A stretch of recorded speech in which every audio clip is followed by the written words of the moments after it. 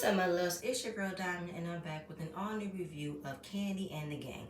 Let's get into it. So we're continuing back with the argument between Torn and Philip because Philip wants to have a conversation to Torn to understand why he's here and who he is, but he's not giving Torn that same energy. He's not explaining why he's here, what is his goal, what does he do to make the restaurant move forward. He's just there and wants everybody to give him the respect, give him the notice that he's the authority, he's the boss, and y'all need to fall back in line without giving anybody else the same courtesy.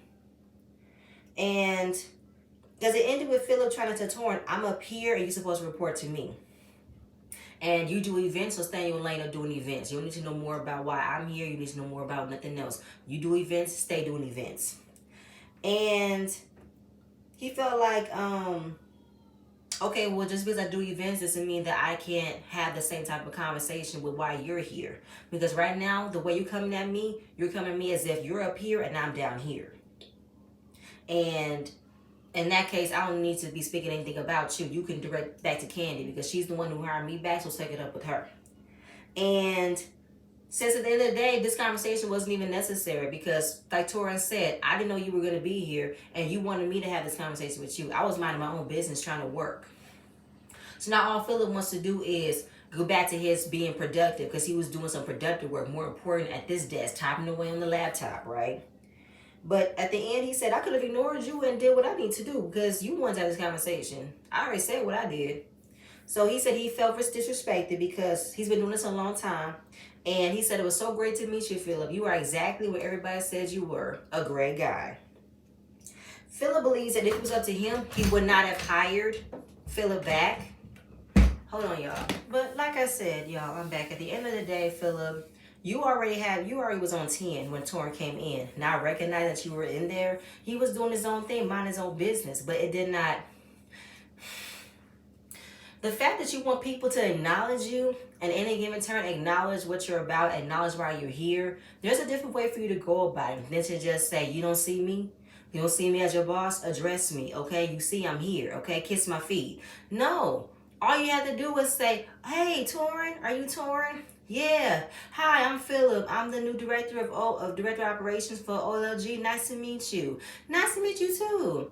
I see you about to measure the plays, but I'm gonna let you do what you need to do. I just want to introduce myself. You can go ahead. That's all you had to do. You did not have to make this an awkward son conversation. Like, you really tried to son Torrin, and he got your ass back. And now since you can't do nothing else about it, you gonna go back to your laptop, click-clacking away. All right?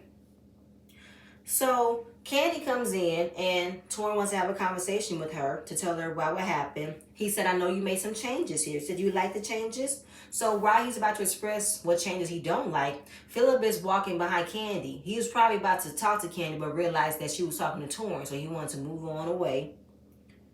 And then while he walking away, Torrin calls Philip fake. She said, why are you calling him fake? Because he is.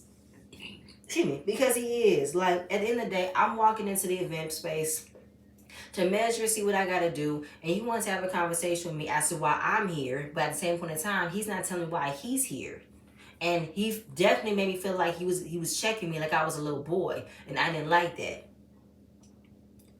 She's like, oh, I'm so sorry.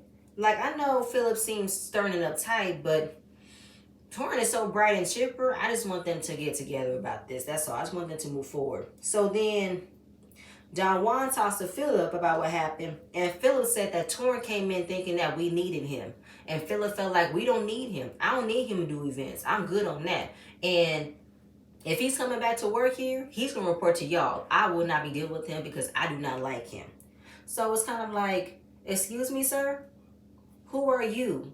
Who are you in your right state of mind to check your boss into who you can and cannot want to deal with when she hired you to whip your employees into shape?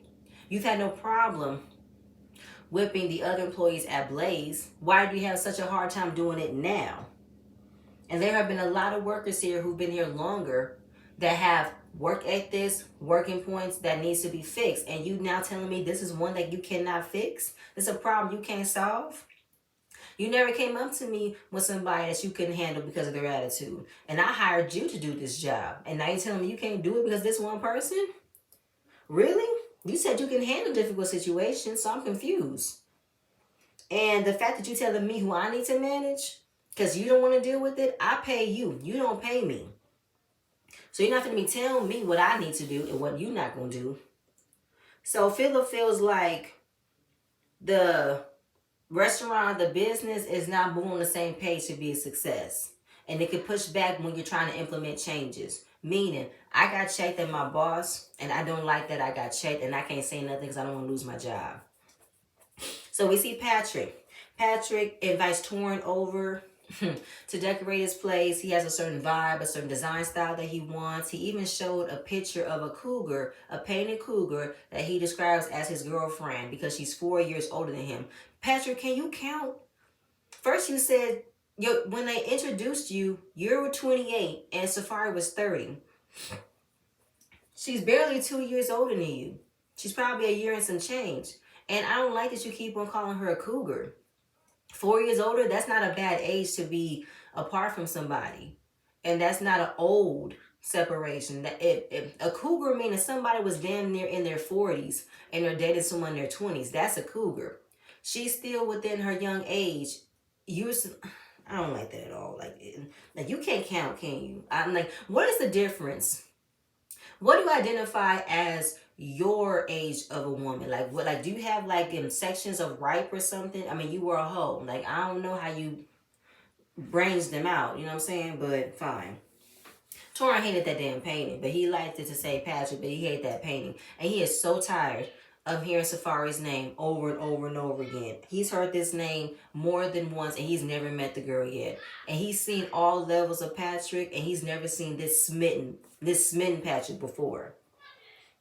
So then we get downstairs, and there's a closet that Patrick wants Torrin to design to be his sex dungeon. He wants whip chains and handcuffs, ball gags, possibly costumes. He wants it all there, you know. So Torrin agrees to decorate and design the place, but is Melvin okay with all of this? He said Melvin's cool to send 2 invoices. Along with him decorating the place, he wants him to also decorate a housewarming party that he will invite the staff, being small and intimate, right? So then we get back to the restaurant. It's during the weekday lunch hour, and Chandrika is working. She's making sure the tables are being cleared off. Brian is putting silverware on the other tables. And there's no bartender. Dom is not here. They come to find out Dom is also late at times. So Chandrika and Brian are running around trying to get everybody good. Brian is taking somebody else's order. And then when we the customer asked, what's your best drink? He said, Sprite. So while that's all being done, they're running around with chickens with their head cut off trying to figure everything out because the bartending area is not being occupied. The bartender's not here. Brandon's on the phone not doing nothing. So Warner, who is you doing? Is you texting Dime? What is you doing? Texting Dime? No, he's trying to call a plumber because the sink is stopped up. And the sink, they showed a picture of the sink. The bar area is dirty as hell. Okay? Dirty as hell. Then he keeps saying she'll be here, but then come to find out, while it was 45 minutes at the time, it ended up being an hour late, and it was admitted by Brian that Dom is always late, and Brian lets her do whatever he wants to do because he likes her. He wants to give her cool points, he wants to give her a pass, so that way she can still like him. So while we still see Chandrika and Brian running around making sure that this entire section is being good, taken care of, Brian going in and behind the bar, he's trying to fix drinks, but he's not supposed to. Dom FaceTimes Brandon 45 minutes later and says she gets charged for this dancing. She'll be at work any minute. And we now see Brandon at the bar eating. Why are you eating? And Brandon's like, what is you doing? Let me sit by you then so I can eat. Let me sit down. He said, no, you need to be back here fixing this bar. No, what you need to do is figure out how you're going to fix this bar. He said, for what? It's already been fixed. So now Brian has to take the initiative to make the drinks behind the bar because he was a bartender when he first worked there. But he feels like it's not making it any better because Dime is not here. But he said, I can't teleport her. She says she'll be here. I cannot speed things for her to be here. You're going to have to get behind the bar. But he's trying to stay clean. He's trying to stay sober. So being on the bar could draw up negative, could make him feel a little bit uneasy. He said, you don't know where my mind is at if I mix these drinks. I've been trying to stay clean for the last 18 months now. And you trying to put me back into the position where I was trying to stay away from? Okay. He didn't want me behind that damn bar. So Dom finally arrives 2 hours late. She's walking in all smiling, all happy. And at the end of it, she starts complaining because Chandrika is trying to let her know what's been going on. And she's already like, what's going on? This is dirty. And it was filthy as hell.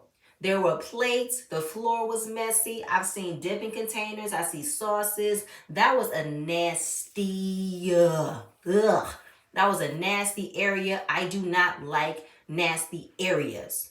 I don't like it. And that was a very unsatisfying scene for Kandi and her show to put. Now, I know you're supposed to show the ins and outs of what a restaurant does, but that was terrible.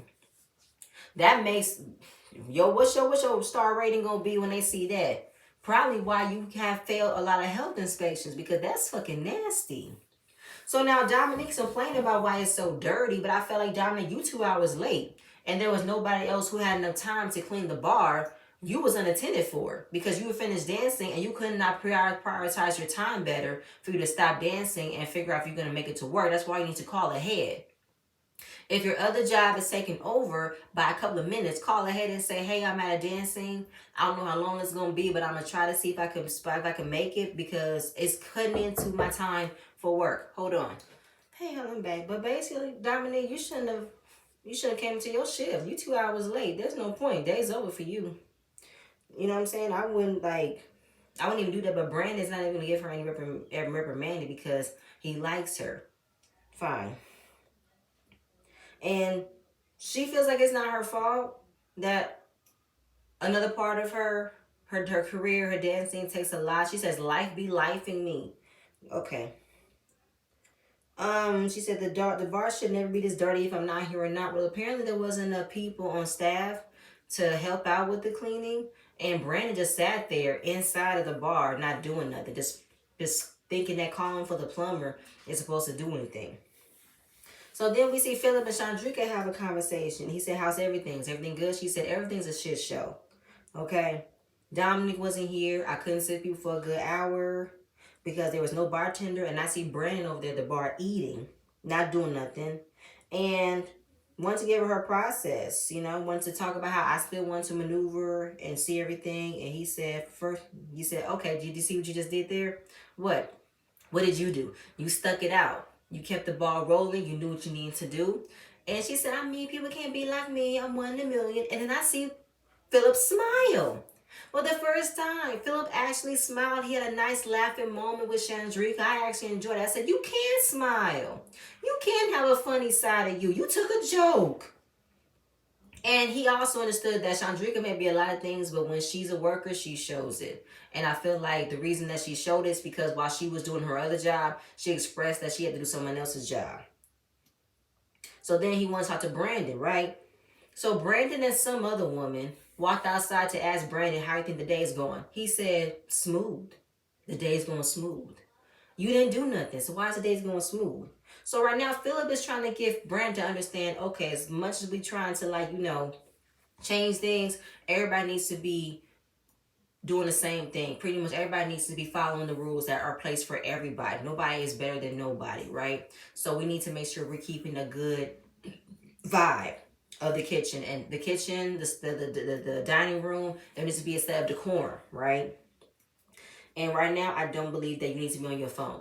So Brandon did not want to be strict, and he does not want to become a authoritative, stern drill sergeant of a manager. He feels like if you have employees who cannot come up to you, tell you how you feel, that's not the type of manager that I want to be. But at the end of the day, Brandon, you need to exude some type of authority. You need to have some type of assertiveness around yourself because you are coming up as a pushover. You're coming up as somebody who wants to be cool, light, and they're going to run your ass over, take advantage of the fact that you do this so I could do this too. You haven't given no type of separation of, I'm your boss, respect me as such. You know what I'm saying? So basically, he's trying to tell, Brandon, we need to all move forward, move differently, and see if everybody could be connected. So he said, all right, I'll do it. Because Brandon really wasn't trying to listen, but he just wanted to say, yes, master, I'll do it. So then we see the next day, everybody meets up at their usual spot to hang out. They have drinks, they play games, they have a good time. Everybody comes in. It's super obvious that Dominique and Brent have seen each other, texted. Even when Torn was to ask her, who you talking to? She said, my man. No. Why you all up in my business? Stop being up in my business.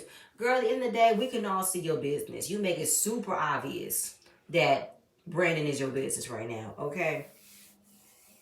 So Chandrika and her fiance June come to the restaurant. June is very handsome.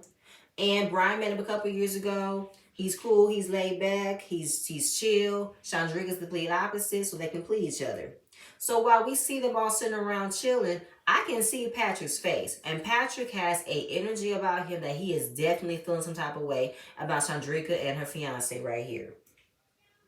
Now, Chandrika talks about the last time that Patrick and June got together was last year, and it led to an altercation. It was a year ago when June was outside talking to Chandrika, and Patrick came over to check her and say, "Come back to work, Chandrika. Come back in." And June was like, "I'm talking to her. She'll be there with you in a second." Like, it was definitely building up to a fight, but I just felt like, Patrick, what are you doing telling Chandrika to come back inside for? What was that about? I definitely felt like Patrick was being petty. Patrick was being antagonizing. He gave up that energy. So we're going to see where that goes. You know what I'm saying? Because this was right around the time that Patrick wanted to invite everybody to the housewarming party. And this one, Chandrika was kind of like, I don't think this can go good, especially what happened last time. Patrick is okay, but to me, I feel like there is some animosity between him and Chandrika. Like, maybe their situation did not end off well. Some things weren't being said, or you guys still like each other. It's something. But Chandrika's man is in no way feeling any insecure about what's going on between him and Patrick, her and Patrick, because she told him about her situation with Patrick, and he feels no ways. He's a very secure man. Patrick said he got love for Chandrika. She's so happy that she found love for January. See you being petty. That wasn't necessary. We gave Chandrika that energy because she definitely felt some type of way when you was boasting about your girl. And when she's there with her man, you give the same energy. What's going on there? Okay? So then she has a conversation with Brian about how he's doing. He said he's doing good. You know, he's healing. You know what I'm saying? He used to go out all the time. He used to drink. But right now, he's taking it way back. Way back. Because when he was in quarantine, he had a lot of time on his hands. And he was bartending full time. It did not work well. But there were times where he wished when he would wake up, he would go back to sleep. Every time he wishes that he would stay asleep and did not want to wake up. That was so sad right there. So he doesn't want to go through that again. He does not want to be in that state of mind, but he's healing, he's moving on, and he's phenomenal. I love that. Chandrika knows about his past with drug addiction and alcohol. And she's proud of him for getting better, getting clean, turning over a new leaf. But she does have to keep an eye on him. And that was a really sweet moment between them. Then we see over in the corner, Brandon and Dominique over there looking all lovey-dovey. We see the subtitles of Brandon asking Dominique, can he kiss her? She said, right here, right now? No. So then we have a quick meeting before the restaurant opened that Brandon wants to show some type of authority, some type of the rules. Make sure we do this. Greet the customers for a minute before sitting them down. Clean the tables off. Disinfect everything. Chandrika was like, this is a pointless ass meeting. For what? Moving on. So it was kind of slow. It was kind of slow at the restaurant for a little bit, and then Rashad and Brian was about to sit down and eat. And as they're sitting down to eat, Brandon wants to tell them they can't sit down there. He said, why not? You sat here. I can, you can't. So why not? I sat down here before. Brian definitely has been noticing how Brandon tends to push over things. You know what I'm saying? Like, you do it all the time. I could do what you do. You never had to check me for nothing. Why are you checking me now, right? So he had an issue with Brian giving him energy that he did not want to respect him. So he got up, and Brandon felt like, I can oversee things. I'm a manager. Now, Brandon in the beginning felt like because he is a manager, he doesn't have to do any task. He has to oversee things. I don't have any actual work to do. Actually, as a manager, you do. If you feel like another worker or another person of the kitchen or the bar is not doing their duties, you need to pick up the slack. If there was a table that wasn't cleaned off, you go behind and wipe that up. If nobody cleaned the bathroom, you go ahead and clean that bathroom. There are tasks for you to do. Make sure everything is all good inventory-wise. The tablecloths are clean, the napkins are being cleaned, the kitchenware is being cleaned. There are ways for you to still do your work because you are a manager. You oversee everything, but you also do work at the same time. Good night. So, Brian is not here. He cast an attitude. He felt like it was unprofessional and improper. He'd be sitting at the bar coming at me, especially in front of customers. So, Brandon talks to Philip about what happened. He told Philip what happened. Brian was being improper. And Philip wants to know, what did you do? How did you feel? And Brandon did not express to Brian how he felt in that moment. He just took it and ran with it and did not speak up for himself. And that's when Philip said, so you wanted me to defend you? You wanted me to speak up for you when you could have handled a situation on your own? And this is when Philip feels like Brandon is not fit to be a general manager, because if something felt wrong, if you felt disrespected, you felt like Brian was not respecting you as a boss, check him right in that moment. Don't just sit there and stew in it. A closed mouth don't get fed. Don't whisper how you felt. Say how you felt. And he needs to be more assertive. But he wanted to address Brian about how he felt. Yeah. And he's on his way to be more assertive. But he's a little different, and he wanted to showcase to Philip that he could be more assertive, I guess. So then Don Juan comes in, wanting to find out what happened, and Philip walks him through what happened. And Brandon told Brian to get off the bar. He had an attitude with him, but Brandon did not address him in that moment when he did catch an attitude. So right now he needs to have a conversation with him. And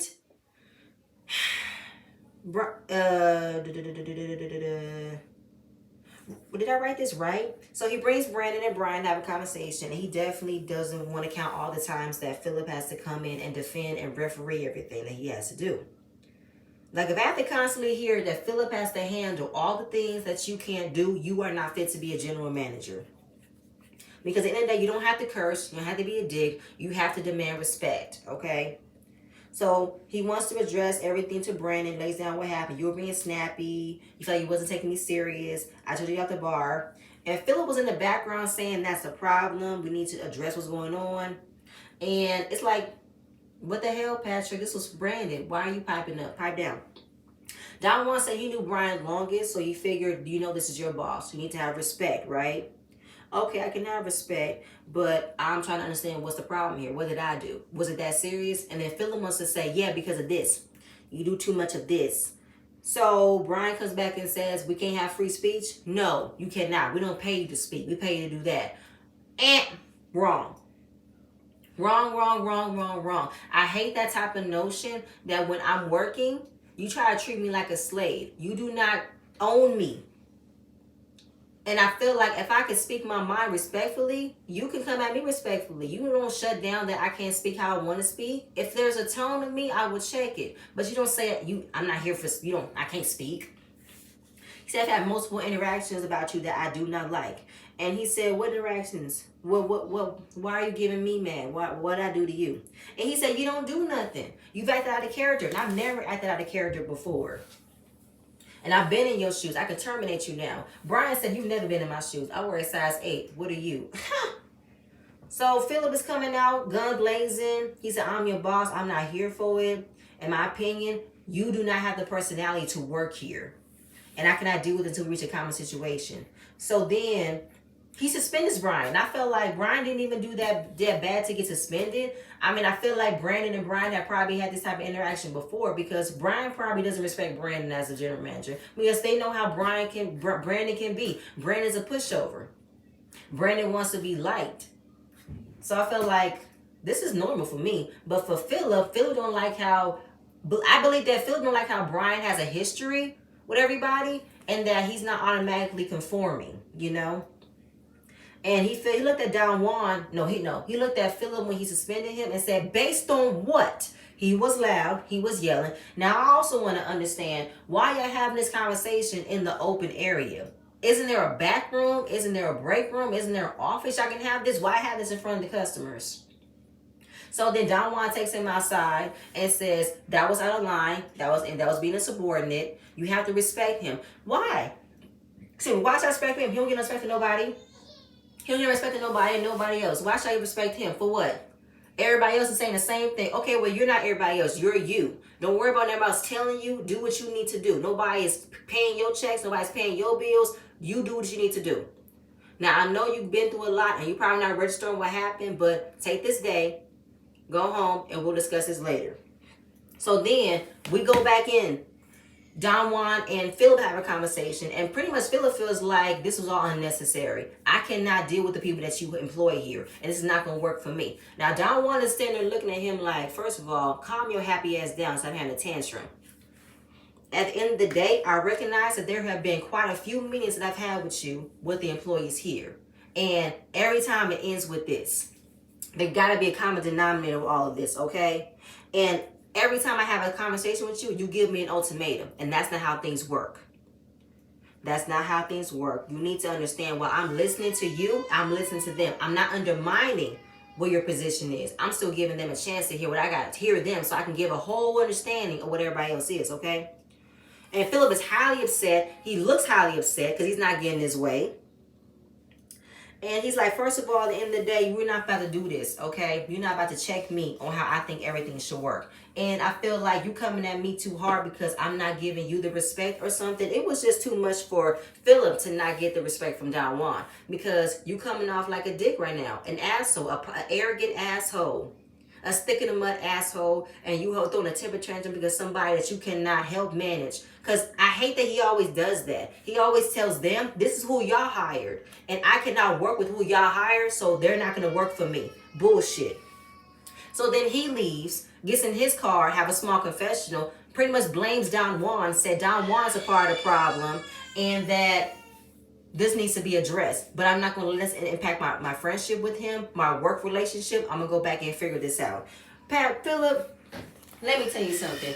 At the end of the day, what you did was highly unprofessional, highly disrespectful. You cannot always get mad when things don't go your way and you're not communicating effectively like you want everybody else to.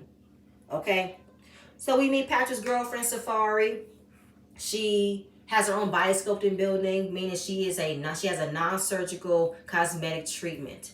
She melts the fat away with her technology and you pee it out. Patrick and her probably haven't seen each other in a while. He's so happy to see her. He wants to get some work done because apparently he's been eating a lot off of his weight loss, or he's been off his diet, how he's been eating healthy. I think he gained relationship weight. When you are in a relationship with somebody, you tend to say fuck it. You know what I'm saying? You tend to eat what you normally wouldn't eat as often as you did, and you just want to be happy being with that person. So he's happy to be with her.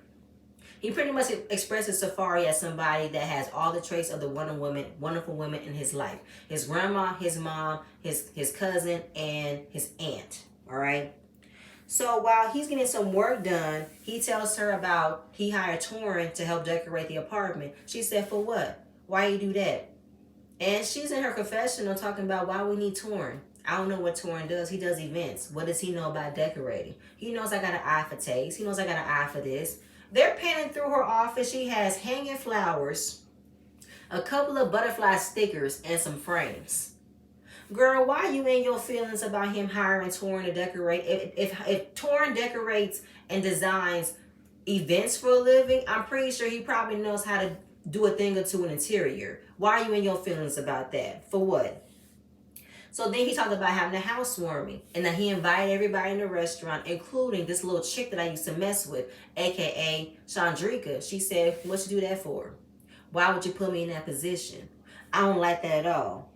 And he folded when she told him, don't hire Torrin. He folded when he told her, we disinvited her. She ain't coming out. She ain't coming to the restaurant. She ain't coming out. No, she good. Good. I did not like her.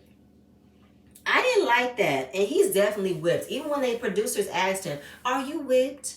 No, I'm not whipped. No. I'm happy. I'm happy. I'm not a hoe no more. You folded so hard like a damn paper. You folded. You folded so easily. And I didn't like that. I didn't like the shade that she gave to Torrin, and I didn't like the insecurities she portrayed when it came down to him inviting Chandrika. Now, Chandrika don't even want to go, but you're not even secure in your relationship and how you want to have an issue about a woman he used to sleep around with. What's going on between y'all? Did y'all not get together on good terms? Was there some distrust there? We're gonna see from that, but I ain't like that. So, we see Chandrika. She goes over to Aunt Joyce's house for swimming lessons because Chandrika is a swim teacher at an aquatic center. She's been swimming since she was 4. So she's teaching all of the ants and all the ants some water aerobics. I remember I did water aerobics last year. It was really fun. Aunt Bertha is not happy at all. When Dominique came in the door, gave Aunt Bertha a compliment about her bathing suit, she said, I don't want to go swimming. I don't want to be out in this damn swimsuit. I'm like, Aunt Bertha, what's the matter with you? Why are you so bad? Kandi wanted her to teach her kids to swim, but she figured the ants need some fun times. So they're doing good, having a good time. Aunt Joyce is energetic, doing the damn thing. I said, go on, Joyce. Hey. So Bertha, sour. She was not here for the swimming today. She said, I have better things to do than to get in this water and do stuff that I do in my own bathtub. Okay? So she gets out, and while everybody else is doing the water aerobics, she's out there just swinging her arms, kicking her feet. I'm like, Aunt Bertha, you could have did that in the pool. Everybody take a break to eat some food and thanking Chandrika for the water aerobics. Dominique tells Kandi that Brian's been suspended. She said, for what? I don't know. It's been some talk about how Philip said we don't need him here. So now they want to have a whole new meeting to figure out what's been going on. Chandrika and Philip have been getting along. Mama just wants to remind her, you probably getting along now because of what you did at that day when you got sent home. Now for what you did when you got sent home, you don't do that no more, huh? You don't do that. You don't mouth off no more, huh? She said, I didn't even do anything when I got sent home. I didn't do nothing. So right now, I do what I do. He do what he do. We do not cross paths. We move forward. We move on. I do, yeah. That's what happens. You know what I'm saying? I mind my business. He mind his. All right. I'm Bertha. Everybody, all the answer in the confessional. Mama Joyce likes Philip because he's a no-nonsense person. Nora likes him as well. Bertha's looking at her like, y'all full of shit. I can't stand him. Put in the screen. Put in the screen right now. I said this. I cannot stand him. I fell out laughing. That was so funny to me. Put it on the screen. Bertha cannot stand Philip. I'm like, all right, she said loud and clear. Y'all heard her.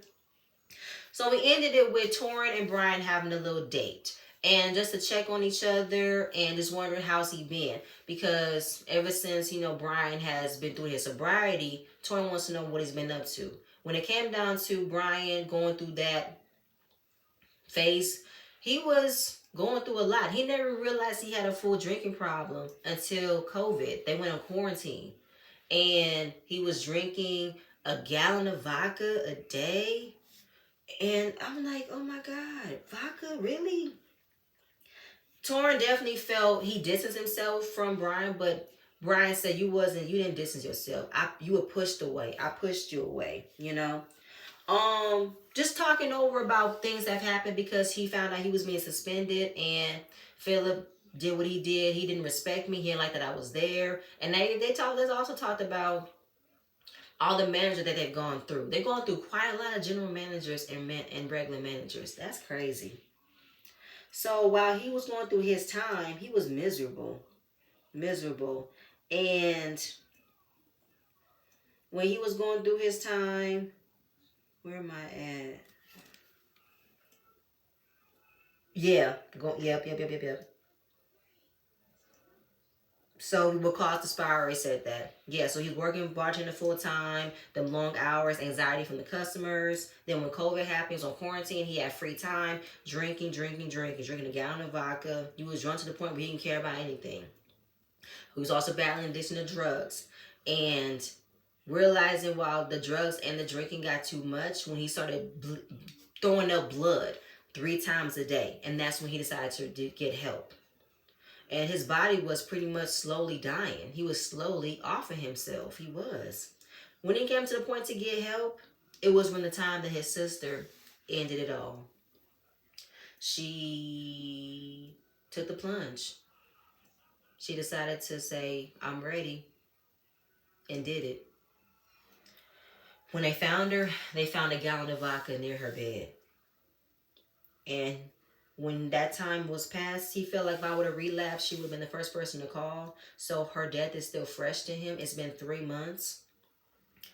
And there are times where he wishes she was there to see how far he's come. He's healing, he's clean, and he's going to do better. He wants to live, all right? And he wants to be healthy. And Torn wants to be there. I don't want to hear a phone call about you. I'm here for you. Call me on my cell. I won't be there for you every step of the way. Brian said the same thing. And you are amazing, and they love each other. This was a really nice scene. It teared me up when I heard that. That was the end of the episode. I enjoyed that scene really much. I'm happy that Brian is seeking help. I feel so sorry about his sister, but that was it, y'all. That was the end of the episode. I'm gonna see you guys later.